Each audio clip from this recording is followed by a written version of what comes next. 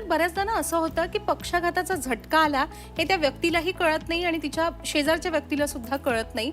आपल्याबरोबर सुदैवाने असं काही घडू नये यामुळे आपल्याला त्याची काही लक्षणं माहीत असायला हवी. काही लक्षणं असतात का?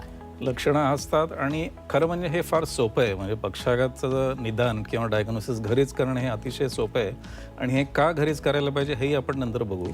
तर याची लक्षणं जर का आपण बघितली तर कुठलंही लक्षण जे शरीराच्या एका बाजूला होतं आणि जे अचानक चालू होतं हे 99% पक्षाघाताचं लक्षण असू शकतं.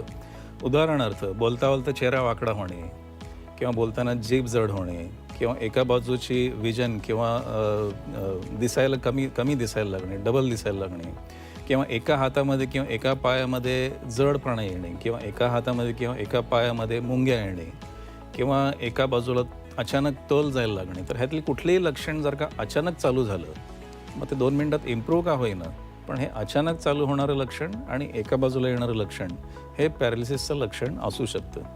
आणि हे घरी का ह्याचं निदान व्हायला पाहिजे? कारण जर का घरी निदान झालं तरच असे पेशंट लवकर हॉस्पिटलला पोहोचतील, म्हणजे गोल्डन आवरमध्ये हॉस्पिटलला पोहोचतील.